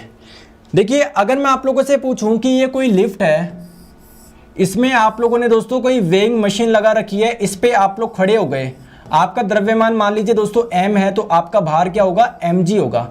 भार क्या होगा आप लोगों का, mg होगा। लेकिन अगर ये लिफ्ट आप लोगों की ऊपर की ओर चल रही है ना, a एक्सीलरेशन से, a त्वरण से, तो इस दौरान जो भार होता है वो होता है mg प्लस ma। और अगर कोई लिफ्ट दोस्तों नीचे की ओर आ रही है a त्वरण से, तो इस दौरान जो भार होता है वो होता है mg माइनस ma। क्लियर है क्या, ठीक है। तो आपको बताना है व्यक्ति का भार उस लिफ्ट में अधिक होगा। अधिक कब होगा, जब देखिए लिफ्ट आपके ऊपर की ओर चलेगी, क्योंकि इस दौरान mg से ज्यादा आ रहा है ना कुछ, तो क्या होगा, moves upward with constant velocity. नहीं, अगर वेग आपका कांस्टेंट हुआ तो त्वरण तो जीरो हो जाएगा। क्लियर है क्या, अगर वेलोसिटी कांस्टेंट हुआ तो, क्योंकि आप लोग जानते हैं त्वरण क्या होता है, वेग में परिवर्तन की दर। अरे वेग में कुछ परिवर्तन ही नहीं हो रहा, त्वरण कहां से आएगा। तो ये आप लोगों का ये वाला नहीं हो सकता, डाउनवर्ड नहीं, एक्सेलरेटिंग अपवर्ड बिल्कुल। अगर ऊपर की ओर त्वरित होकर चल रही है तो आप लोगों का क्या होगा, ज्यादा होगा वेट, ठीक है। Option number C. Next question आप लोगों को बताना है दोस्तों, जो स्मॉल जी होता है इसकी वैल्यू के बारे में आपको बताना है, बताइए। तो आइए हम लोग समझते हैं। ये है हमारी अर्थ पृथ्वी। यहां पर दोस्तों पोल्स पर यानी ध्रुवों पर जो गुरुत्वीय त्वरण का मान होता है वो कितना होता है दोस्तों, 9.8 होता है। ये इक्वेटर होती है, विषुवत होती है। तो अगर पोल से इक्वेटर की तरफ आप लोग आते हो तो गुरुत्वीय त्वरण का मान क्या होता है दोस्तों, घटता है। अगर आप लोग ऊंचाई पर जाओगे तब भी घटेगा, गहराई पे जाओगे तब भी घटेगा। सबसे अधिक कहां पर होता है दोस्तों, पोल्स पे होता है, ध्रुव पर होता है। समझ गए बात को। तो मोर ऑन इक्वेटर नहीं, इक्वेटर पे तो क्या होता है, कम होता है। Decrease when moving towards the centre of the earth, बिल्कुल सही बात है। अगर आप लोग पृथ्वी के केंद्र की तरफ आओगे तो गुरुत्वीय त्वरण क्या होता है, घटता है। ये बिल्कुल सही बात है, ठीक है। Rises about the surface of the earth, मतलब पृथ्वी की सतह से ऊपर जाने पर बढ़ता है क्या, नहीं, पृथ्वी की सतह से ऊपर जाने पर भी घटता है। तो राइट आंसर आपका ऑप्शन नंबर बी हो जाएगा। और अगर आप लोगों से कोई पूछे पृथ्वी के केंद्र पर गुरुत्वीय त्वरण का मान कितना होगा, तो यहां पर गुरुत्वीय त्वरण का मान होता है दोस्तों 0। चलो आगे नेक्स्ट क्वेश्चन पे आंसर बताए।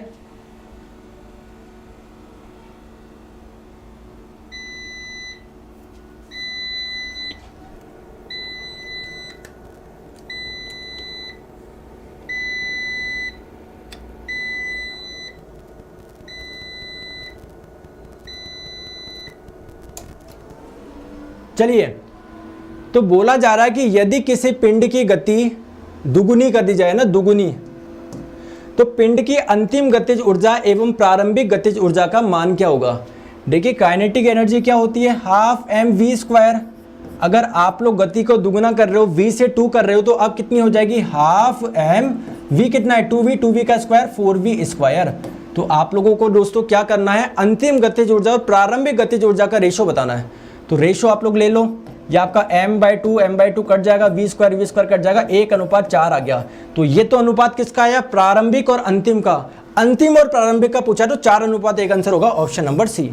ठीक है, चलो आगे। चलिए क्वेश्चन आप लोगों की स्क्रीन पे, इनमें से कौन सी राशियों की इकाइयां समान है, या आप लोग लिखिए दोस्तों मात्रक समान है, किसकी यूनिट सेम है, मात्रक सेम है, आपको बताना है। ठीक है, बताइए। तो देखिए फोर्स की मात्रक होती है न्यूटन, पावर की होती है वॉट, समझ में आ गया क्या। वर्क की होती है दोस्तों जूल, पावर की होती है वॉट, फोर्स की होती है न्यूटन, वर्क की होती है जूल, लेकिन वर्क की होती है जूल और एनर्जी की भी जूल होती है। वर्क भी एक प्रकार की एनर्जी है, तो ऑप्शन नंबर डी आ जाएगा। इन दोनों के ही जो मात्रक होते हैं वो जूल होते हैं। ठीक है, आ जाइए नेक्स्ट क्वेश्चन पे, आंसर बताएंगे आप लोग। The buoyant force depend on, buoyant force किस पे डिपेंड करता है ये आप लोगों को बताना है। देखिए बायएंड फोर्स क्या होता है, ये आप लोग मान लीजिए दोस्तों कोई लिक्विड है, इसमें कोई भी वस्तु को जब आप लोग डालोगे तो ध्यान रखेंगे, जैसे मान लीजिए इतना वाला पार्ट पानी के अंदर आया, तो जब ये बॉडी नहीं थी सब जगह क्या था, पानी पानी था, लेकिन जैसे ही ये अंदर आया तो क्या इसने पानी को कुछ डिस्प्लेस करा, क्या विस्थापित करा, क्या बिल्कुल करा। तो जब भी कोई बॉडी किसी लिक्विड को डिस्प्लेस करती है, इस पे ऊपर की ओर एक फोर्स लगता है जिसको हम लोग बोलते हैं बायएंसी फोर्स। इसका मान कितना होता है, जो भी द्रव विस्थापित हुआ है, मान लो 1 किलोग्राम द्रव्य, 1 किलोग्राम जो आपका पानी हो इधर उधर हो गया, तो m द्रव्यमान हो गया, तो उसका भार कितना होगा, m इंटू जी। तो बायएंसी फोर्स क्या होता है, mg। किसका लेना है mg आपको, विस्थापित द्रव का, विस्थापित द्रव का। ठीक है, तो आ जाइए किस पर डिपेंड करेगा, only on the density, only on the weight of displaced fluid, विस्थापित तरल के भार पे आप लोगों का निर्भर करता है, ऑप्शन नंबर डी। चलो आगे, नेक्स्ट क्वेश्चन आप लोगों की स्क्रीन पे बताएंगे। अब ब्लैक बॉडी एमिट, दोस्तों ब्लैक बॉडी आप लोग किसको बोलोगे बताइए।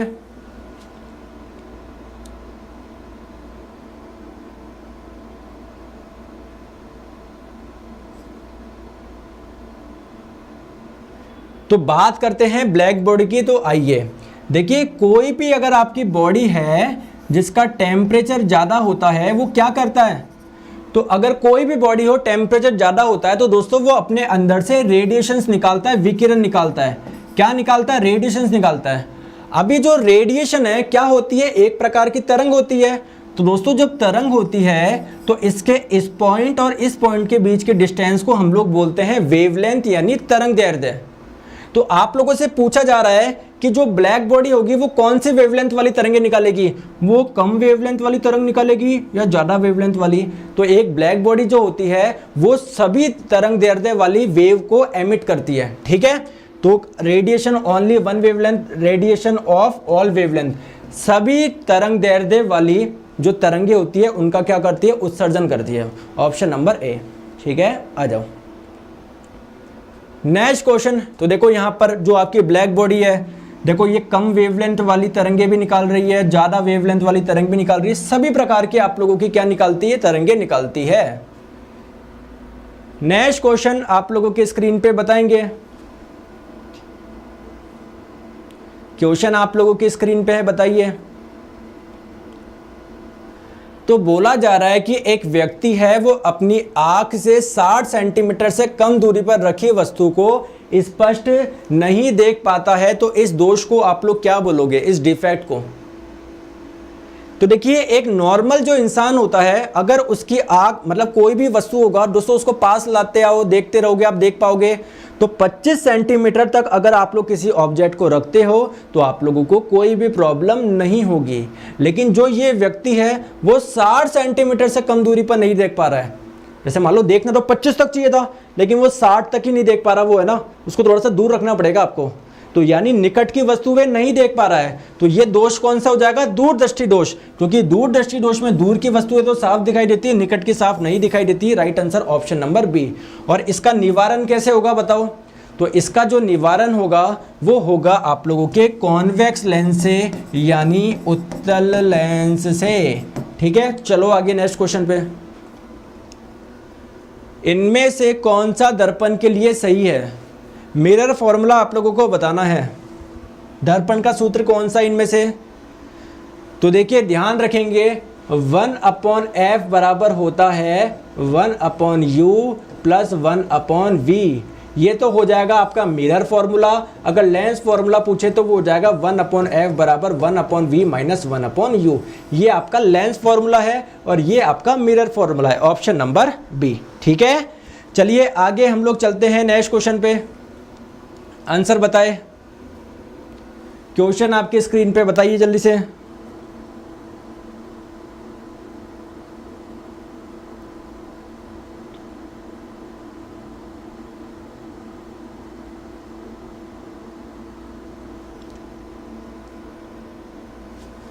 तो वायु में आपको ध्वनि की चाल दिया हुआ है, साउंड की स्पीड। यदि आप लोग प्रेशर बढ़ा के डबल कर दो तो स्पीड पे क्या प्रभाव पड़ेगा?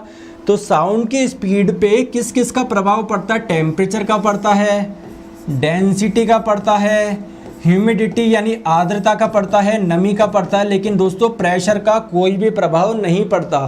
प्रेशर को डबल करो, आधा करो, स्पीड पे कोई परिवर्तन नहीं रहेगा, उतनी ही रहेगी, ऑप्शन नंबर ए। चलो आगे नेक्स्ट क्वेश्चन पे। तो बल्ब फूटने पर तेज आवाज आती है ना, बताओ। बल्ब फूटने पर तेज आवाज आती है ना, इसका कारण क्या होता है बताइए। तो देखो एक आप लोगों को छोटी चीज बता दो, इधर आओ। देखो जैसे मान लीजिए ये आप लोगों का कोई बल्ब है दोस्तों, इस बल्ब के अंदर क्या होता है? वैक्यूम होता है, निर्वात होता है। ठीक है, निर्वात का मतलब होता है कुछ भी नहीं, एयर भी नहीं। तो दोस्तों जो निर्वात होता है यहाँ पर प्रेशर क्या होता है? बिल्कुल कम होता है। तो जैसे ये फूटेगा हाई प्रेशर से लो प्रेशर की ओर दोस्तों आप लोग की एयर आएगी धमाक। ठीक है, जिसकी वजह से आवाज आती है। क्यों? क्योंकि इसके अंदर वैक्यूम होता है। ठीक है, चलो आ जाओ नेक्स्ट क्वेश्चन आप लोगों की स्क्रीन पे।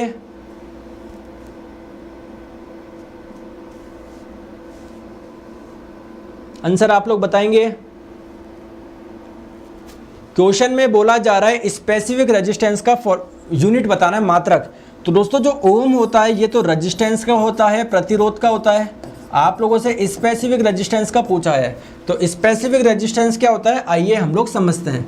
जैसे मान लीजिए कोई वायर है, इसकी लंबाई L है, इसका अनुप्रस्थ काट क्षेत्रफल क्या है? A है। तो इसका जो रेजिस्टेंस होता है, रेजिस्टेंस का फॉर्मूला होता है रो इंटू L/A। समझ गए दोस्तों? ये आप लोग देख पा रहे हो ना, ये रो, ये ही क्या होता है? स्पेसिफिक रेजिस्टेंस होता है, विशिष्ट प्रतिरोध होता है। और इसी का ही दूसरा नाम क्या होता है? रजिस्टिविटी यानी प्रतिरोधकता। समझ गए बात को? तो ये जो रजिस्टिविटी हो जाएगी ये क्या हो जाएगा? R into A/L। तो रेजिस्टेंस का मात्रक क्या है? ओम है। एरिया का कितना है? मीटर स्क्वायर है। लंबाई का मीटर। तो भैया ये कट गया, क्या बचा? ओम इंटू मीटर बचा। तो राइट आंसर आपका हो जाएगा ऑप्शन नंबर सी। ठीक है, आ गया? अरे भैया ओम बट्टे मीटर कैसे कर रहे हो? गलती क्यों कर रहे हो? सिलेक्शन लेना है नहीं लेना? ऐसे छोटी छोटी गलतियां करोगे। यहाँ पर फॉर्मूला लिख दिया, इसके बावजूद आप लोग गलत बता रहे हो। तो ऐसी गलती आप लोग ना करें, क्योंकि अगर आप एक गलती करते हो तो आपके दोस्तों लाखों जो कॉम्पिटिटर है वो आपसे अपने आप ही ऊपर हो जाएंगे। ठीक है, तो गलतियों का आप लोग को बताया। एनटीपीसी में भी कई स्टूडेंट ऐसे हैं जो कि 85 क्वेश्चन अटेम्प्ट करके आए। कितने? 85। घर आके देखा कितने क्वेश्चन गलत हो गए? 15 हो गए। तो उनको लगा 85 में सिलेक्शन हो जाएगा। तो मेरे दोस्तों 85 में से 15 गलत हो गए। सही कितने हुए आप लोगों के? 70 हुए। समझ पा रहे हो बात लोगों? आप क्वेश्चन सही कितने हुए? 70 ही तो हुए, 15 आपके गलत हो गए। तो आप लोग के 85 में से सही क्वेश्चन आपके केवल 70 हुए। और इस 15 में जब 1/3 करोगे तो 5 आप लोग के और कट जाएंगे। तो 70 में से 5 गए तो आपका 85 वाला कहाँ पर आ गया? 65 पे आ गया, नहीं आ गया? समझ रहे हो बात को? तो नेगेटिव आप लोग ना करें, गलत ना करें, चाहे थोड़ा सा टाइम आप लोग ज़्यादा ले लें। चलो आ जाओ।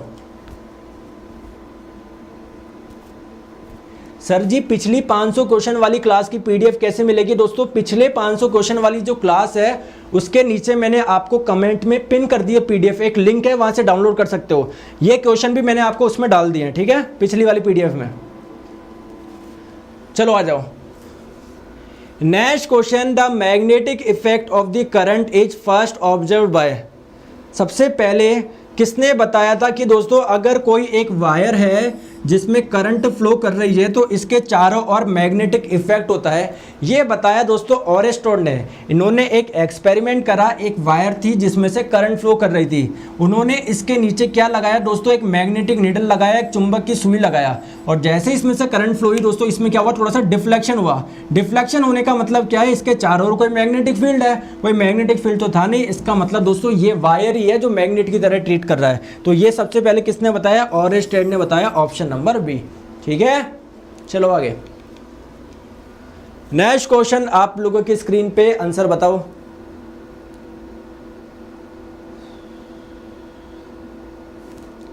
नौ ओम, 4 ओम और 12 ओम के 3 प्रतिरोध है जो समांतर में जुड़े हुए हैं। इनका समतुल्य प्रतिरोध आप लोगों को बताना है। तो आइए, क्या करा हुआ है, एक तो 9 ओम का है, एक आप लोग का 4 ओम का है, और एक आप लोगों का 12 ओम का है। दोस्तों ये तीनों प्रतिरोध क्या है, पैरेलल में, समांतर में है। तो मान लो एक आप लोगों का R1 हो गया, एक R2 हो गया, एक R3 हो गया। तो इनका जो इक्विवेलेंट रेजिस्टेंस होता है ना, 1/R इक्विवेलेंट, ये होता है आप लोगों का 1/R1 plus 1/R2 plus 1/R3। तो R1 कितना है दोस्तों, 4 है, तो 1/9 प्लस 1/4 प्लस 1/12, एलसीएम ले लो 36। तो ये आपका आ जाएगा 4 प्लस 9 प्लस 3, तो 9 और 4, 9 10 11 12, 12 और 4 16, तो भैया 16/36 आ गया। क्या आ गया, 1/R इक्विवेलेंट आ गया। R इक्विवेलेंट कितना हो जाएगा, 36/16। 36/16 बोले तो 6 से गया 36 6 बार में, 4 से काटो, 4 से गया 9 बार में, ये गया 4 बार में, तो 9/4। ठीक है, आपका आंसर हो जाएगा। अब ये तो और नहीं कट रहा है, तो कोई बात नहीं है भैया, इस 9 को लिख लो, 8 प्लस 1/4, तो ये 8/4 हो जाएगा 2, 1/4 हो जाएगा 0.25, तो आपका आंसर हो जाएगा 2.25, ऑप्शन नंबर बी। ठीक है, ओके, चले दोस्तों आगे। चलिए नेक्स्ट क्वेश्चन आप लोगों की स्क्रीन पे बताएंगे। कैल्शियम हाइड्रोक्साइड किसका सूत्र है, एनटीपीसी में पूछा गया है इस बार के, और हर बार पूछा जाता है, सिंपल सा क्वेश्चन है। तो ध्यान रखेंगे दोस्तों, आपके पास में होता है कैल्शियम ऑक्साइड, इसको हम लोग बोलते हैं बिना बुझा हुआ चूना, या सिंपली चूना बोले तो किसकी बात हो रही है, कैल्शियम ऑक्साइड की। तो जब आप लोग इसमें पानी डालोगे तो इस चूने को आपने बुझा दिया ना, तो अब जो बनेगा इसको हम लोग बोलेंगे बुझा हुआ चूना, स्लैग्ड लाइम। तो ये जो बुझा हुआ चूना बोल लो या चूने का पानी बोल लो, क्या होता है दोस्तों, ये होता है। तो ये आपका क्या है, ऑप्शन नंबर बी। ठीक है, चले आगे।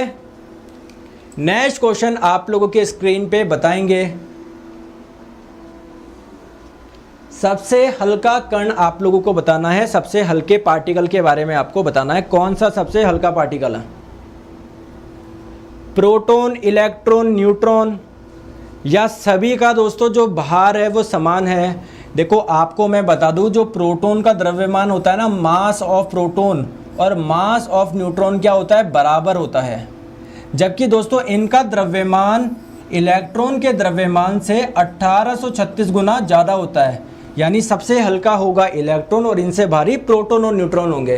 तो राइट आंसर आपका हो जाएगा ऑप्शन नंबर बी। और ध्यान रखेंगे दोस्तों, प्रोटॉन और न्यूट्रॉन लगभग समान द्रव्यमान के होते हैं, लेकिन चिन्नू सा ज़्यादा कौन होता है, न्यूट्रॉन होता है।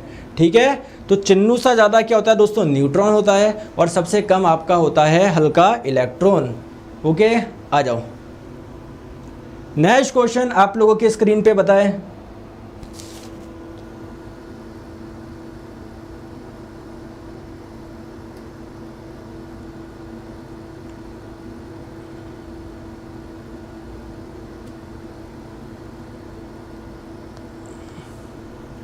बताइए।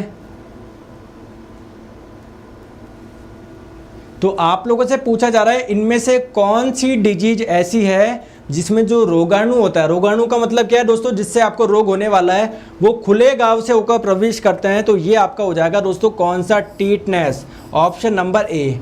अगर आप लोगों से कोई पूछे टीटनेस किससे होने वाला रोग है, बैक्टीरिया, जीवाणु से होने वाला रोग है। अगर आप लोगों से कोई पूछे टीटनेस का दूसरा नाम क्या है, तो इसका दूसरा नाम होता है दोस्तों लॉक जॉ। ठीक है, क्यों? क्योंकि इसमें जो आपकी जॉ होता है, जबड़ा होता है, वो बिल्कुल मूव ही नहीं कर पाता है ना, बिल्कुल लॉक सा हो जाता है। ठीक है, तो ध्यान रखेंगे दोस्तों, जो टीटनेस है इसका दूसरा नाम क्या हो जाएगा? Lock jaw. और ये कौन से बैक्टीरिया की वजह से होता है? इस बैक्टीरिया का नाम है क्लॉस्ट्रीडियम टेटानी। इस बैक्टीरिया का नाम क्या है? Clostridium tetani. और ये आपके बॉडी में एंटर कैसे करता है दोस्तों? घाव में से एंटर आप लोगों का कर जाता है। चलो आगे, नेक्स्ट क्वेश्चन आपके स्क्रीन पे।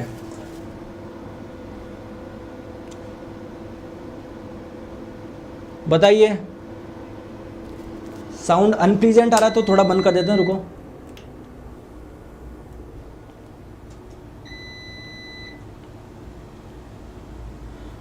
बताइए, तो डाल्टन की पद्धति के अनुसार निम्नलिखित में से कौन सा कथन सही है? दोस्तों डाल्टन क्या बोलते हैं कि कोई भी आप लोगों का पदार्थ होता है, जैसे मान लो ये आयरन की रॉड है, इन्होंने बोला कोई सा भी पदार्थ होता है ना, बहुत छोटे छोटे पार्टिकल से मिलके बनता है। और इन छोटे छोटे पार्टिकल को डाल्टन ने क्या नाम दिया? एटम नाम दिया, परमाणु नाम दिया। क्लियर है क्या? और इन्होंने ये बताया कि जो छोटे छोटे पार्टिकल है वो इनडिविजिबल है, इनको आप लोग और डिवाइड नहीं कर सकते। तो इन्होंने बताया कि जो एटम्स होते हैं वो इंडिविजिबल पार्टिकल होते हैं, इनको और तोड़ा नहीं जा सकता। ठीक है, आ जाओ, बताइए आंसर। अम्ल वर्षा मेनली किस गैस की वजह से होती है? अम्ल वर्षा, 4 आप लोगों को ऑप्शंस दिए हुए हैं। तो देखिए, अम्ल वर्षा क्या होती है? अगर पानी की अम्लता बढ़ जाती है तो इसको हम लोग बोलते हैं, इस रेन को बोलते हैं एसिड रेन। और देखिए अम्लता क्यों बढ़ेगी? क्योंकि उसमें कोई स्ट्रॉन्ग एसिड मिल रहा होगा, प्रबल अम्ल। तो देखिए होता क्या है, जो भी इंडस्ट्री से सल्फर डाइऑक्साइड निकलती है, ये क्या करती है? एटमॉस्फेयर में जो ऑक्सीजन है इससे रिएक्ट करके बना लेती है सल्फर ट्राइऑक्साइड। और ये सल्फर ट्राइऑक्साइड क्या करता है? वर्षा का जो पानी होता है इसके साथ में मिलकर क्या बना लेता है? सल्फ्यूरिक एसिड बना लेता है, जो कि काफ़ी स्ट्रॉन्ग एसिड है, पानी की अम्लता को बहुत ज़्यादा बढ़ा देता है। तो किसकी वजह से होता है? Option number C, sulphur dioxide. बाकी मैं आपको बताऊं, नाइट्रोजन डाइऑक्साइड की वजह से भी होता है। ये आपका वर्षा के जल से अभिक्रिया करके नाइट्रिक अम्ल बना लेता है, लेकिन अभी ऑप्शन में सिर्फ और सिर्फ ये दिया हुआ है।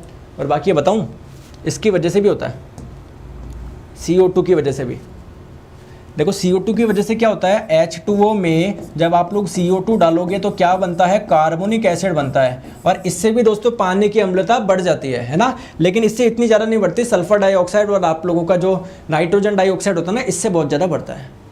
ठीक है, आ जाओ नेक्स्ट क्वेश्चन। नेक्स्ट क्वेश्चन आप लोग की स्क्रीन पे, कल भी मैंने बताया था कास्टिक सोडा का आपको फॉर्मूला बताना है। बताइए, तो सोडियम हाइड्रोक्साइड को ही क्या बोला जाता है? हम लोग कास्टिक सोडा बोलते हैं, ऑप्शन नंबर ए। ठीक है, आ जाओ। देखो भैया, अभी मैंने क्वेश्चन करवाया था ब्लैक बॉडी वाला। अरे करवाया था या नहीं करवाया था? जल्दी से कमेंट करके बोलो कि हाँ सर करवाया था, बताओ। यहाँ पर एक स्टूडेंट है अमित दे नाम के, मैं उनको पिछले 10 मिनट से देख रहा हूँ, वो कमेंट करते जा रहे हैं, सर ब्लैक बॉडी वाला फिर से समझाओ, फिर से समझाओ, फिर से समझाओ, फिर से समझाओ, ऐसे करते जा रहे हैं कमेंट। तो भैया मुझे एक चीज़ बात बताओ कि चलो ब्लैक बॉडी वाला आपको समझ में नहीं आया तो क्लास के बाद में एक बार वीडियो वापस देख लेते हैं। उसके चक्कर में आपने अपने 20 क्वेश्चन क्यों ख़राब कर लिया अमित दे जी? ठीक है, तो यही तो कारण होता है। फिर बोलते हैं पापा जी को कि नहीं पापा मेरा तो सिलेक्शन होगा, मैं तो 1 घंटे से पढ़ रहा हूँ वाईफाई स्टडी चैनल पे। तो पिताजी भी सोच रहे होंगे भैया 1 घंटे से पढ़ रहा है, लेकिन पिताजी को क्या पता है, तो 1 घंटे से एक कमेंट कर रहा ब्लैक बॉडी वाला समझ नहीं आया। कोई बात नहीं दोस्तों, अगर कोई क्वेश्चन समझ में नहीं आता तो आप लोग बाद में देख लिया करो वीडियो के। आप लोग बार बार कमेंट करते कमेंट सर मेरे को वो नहीं आया, तो आपके चक्कर में देखो आपने अपने कितने क्वेश्चन का लॉस कर दिया, 20-25 क्वेश्चन का लॉस कर दिया। ठीक है, तो अब वो आपका ब्लैक बोर्ड तो उड़ ही गया, ये 20 क्वेश्चन और उड़ गए, तो आपका आज की पूरी क्लास खराब हो गई। बताओ इसका आंसर। ब्लीचिंग पाउडर का केमिकल नेम आप लोगों को बताना है। तो ब्लीचिंग पाउडर क्या होता है, आइए हम लोग समझते हैं। इसका जो नेम हो जाएगा वो कैल्शियम हाइपोक्लोराइट हो जाएगा। अगर आप लोगों से पूछे कि जो कैल्शियम हाइपोक्लोराइट है या ब्लीचिंग पाउडर है उसका फॉर्मूला बताओ, तो CaOCl2 बोल सकते हो, या फिर CaOCl और Cl ऐसे बोल सकते हो, बात एक ही है। ठीक है, अगर आप लोगों से पूछे कि ब्लीचिंग पाउडर का निर्माण होता कैसे है, तो दोस्तों जब कैल्शियम हाइड्रोक्साइड होता है ना, यानी चूने का पानी, या आप लोग बुझा हुआ चूना बोल सकते हो, जब चूने के पानी में आप लोग क्लोरीन गैस डालते हो तब निर्माण होता है किसका? आप लोगों का ब्लीचिंग पाउडर का। समझ गए? चलो आगे। तो ऑप्शन नंबर ए इसका सही आंसर हो जाएगा। ठीक है।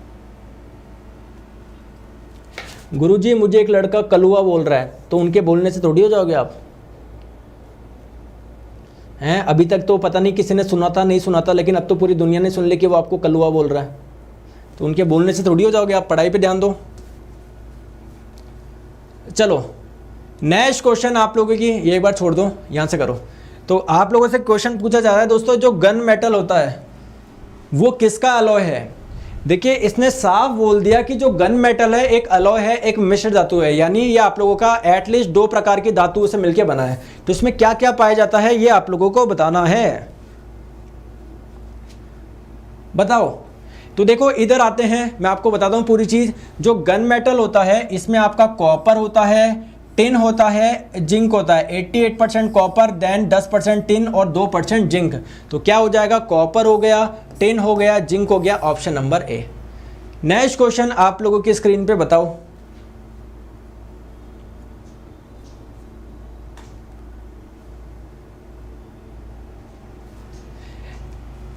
निम्नलिखित में से कौन से आपके एक ही पीरियड के सदस्य हैं? 4 आप लोगों को ऑप्शंस दिए हुए हैं, जल्दी से बताएं कौन से एक ही पीरियड के सदस्य हैं। तो इधर आ जाओ, आइए हम लोग देखते हैं। 4 आप लोगों को ऑप्शन दिए हुए हैं। तो देखिए सोडियम Na और Cl आप लोग देखोगे तो देखो दोनों आप लोगों के कौन से पीरियड में? तीसरे पीरियड में। लेकिन अभी तो आप लोगों ने इमेज देख ली, एग्जाम में आप लोग कैसे करोगे? तो ध्यान रखेंगे, अगर आप लोगों को आवर्त संख्या निकालनी है तो आवर्त संख्या क्या होती है? कोशों की संख्या, नंबर ऑफ शेल। सर समझ में नहीं आया, फिर से समझाइए। आइए समझते हैं। जैसे बात करते हैं हम लोग किसकी, ये बात करते हैं इस वाले की। तो दोस्तों सोडियम का एटॉमिक नंबर होता है 11, कैल्शियम का होता है 20। 11 एटॉमिक नंबर का मतलब है इसमें इलेक्ट्रॉन की संख्या कितनी है? 11। पहली कक्षा में 2, दूसरे में 8, तीसरे में 1। इसमें 20 है, इसमें होता है 2,8,8,2। इसमें कितने शेल है? 1, 2, 3, 4। भैया कैल्शियम तो आपके चौथे पीरियड में होगा, देख लो ये रहा। जबकि इसमें कितने कोश है? पहली, दूसरी, तीसरी। इसमें 3 है तो इसमें ये तीसरे पीरियड में होगा। समझ गए? अगर बात करें क्लोरीन, तो क्लोरीन का एटॉमिक नंबर होता है 17, 2,8,7। देखो 3 कक्षा भरी ना इसमें, तो ये आप लोगों का इसका भी तीसरा पीरियड होगा। इसका तो तीसरा ही, तो ऑप्शन नंबर बी आंसर हो जाएगा। चलो आगे। ओके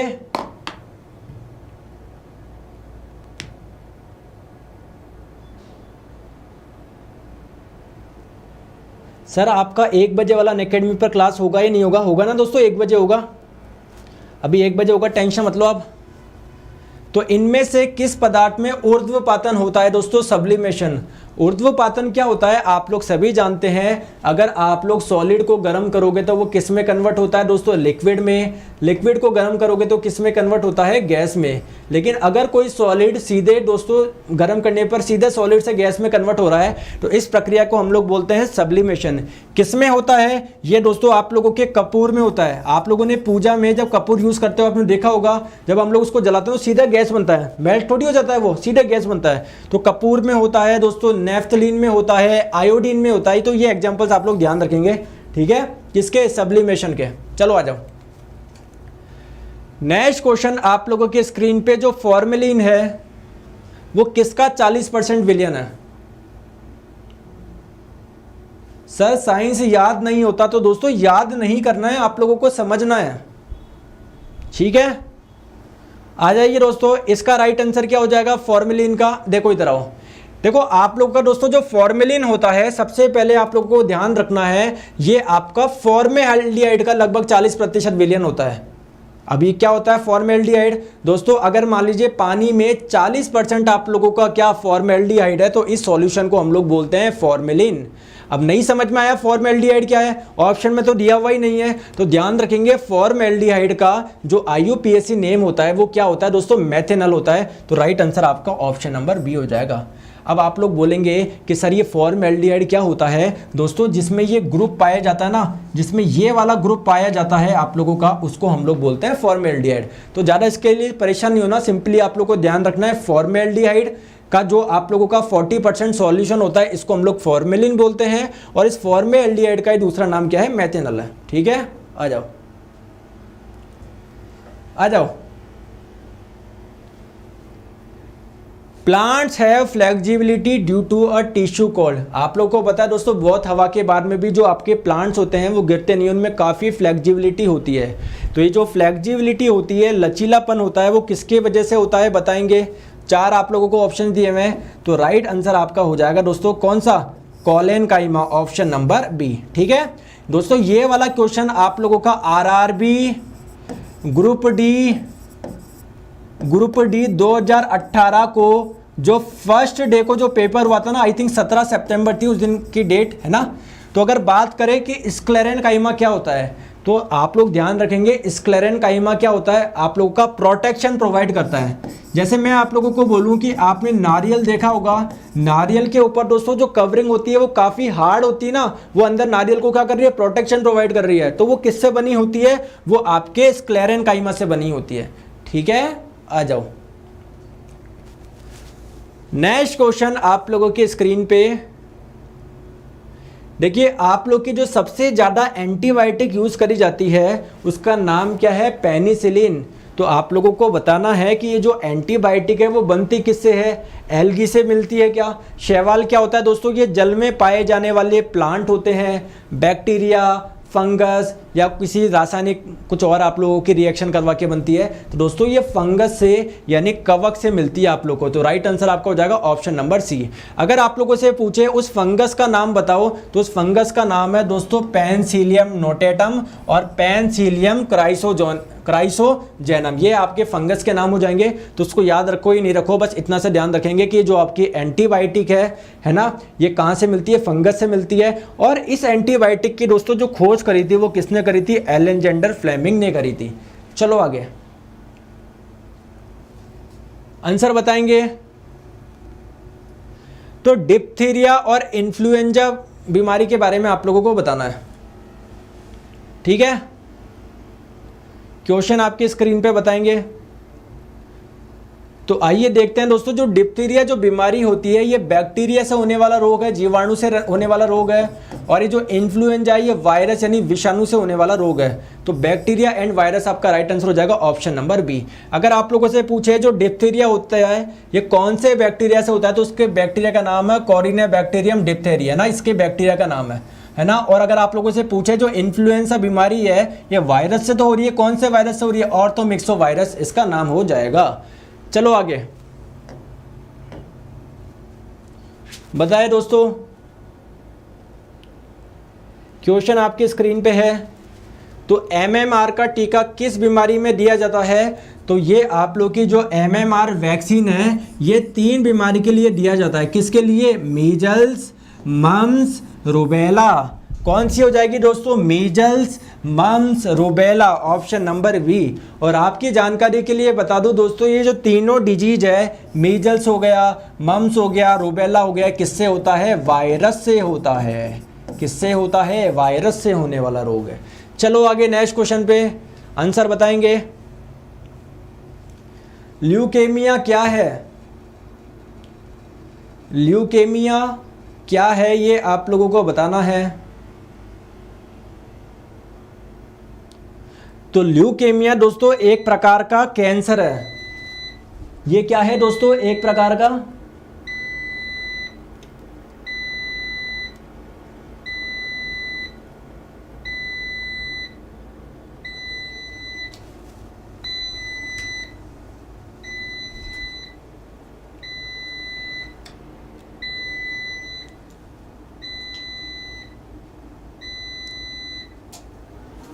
देखो ल्यूकेमिया क्या है दोस्तों, एक प्रकार का कैंसर है। देखो इधर आओ, आपके ब्लड में आरबीसी और डब्ल्यूबीसी का जो रेशो होता है वो होता है दोस्तों आपका 600:1। अगर दोस्तों किसी कारणवश डब्ल्यूबीसी का अमाउंट बढ़ जाता है तो ये ही आपका क्या कहलाता है, ल्यूकेमिया, जो कि एक कैंसर है। तो ये कैंसर डिजीज है। कौन सा कैंसर है दोस्तों, ब्लड का कैंसर है। ठीक है, तो चलो दोस्तों आज के लिए हम लोग इतना ही रखते हैं, आज के लिए हम लोग इतना ही रखते हैं। तो दोस्तों कल भी हम लोगों ने एक सेशन लिया था 500 क्वेश्चंस का, एक ये सेशन है, तो इसका मैं एक और पार्ट बना दूंगा। बाकी मैं आपको बता दूं जो पीडीएफ है, जो पिछला वाला वीडियो है ना, उसके कमेंट में डाल दिए पूरे 500 क्वेश्चन, ये सारे की पीडीएफ मैंने एक साथ डाल दी जिससे आप परेशान ना हो। समझ गए मैं क्या बोलना चाह रहा हूँ। तो सबकी पीडीएफ मैंने आप लोगों को एक साथ डाल दी है, तो आप लोगों को परेशान होने की ज़रूरत बिल्कुल भी नहीं है। ओके, आ जाओ। और एक चीज़ मैं आपको लोगों को बता देता हूँ,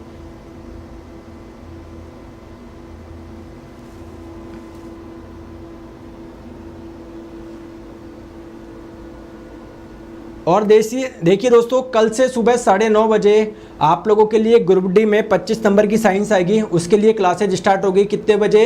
कल सुबह 9:30 बजे। और कल से शाम को 4 बजे मैं आप लोगों के एक एक इम्पॉर्टेंट जो पार्ट होगा उसकी थ्योरी पढ़ाता रहूँगा। जैसे आप लोगों को पता है बहुत सारे क्वेश्चन पूछे जाते हैं डिजिट से, है ना, आवर्त सारणी से, तो ये आप लोगों को दोस्तों ध्यान रखना है।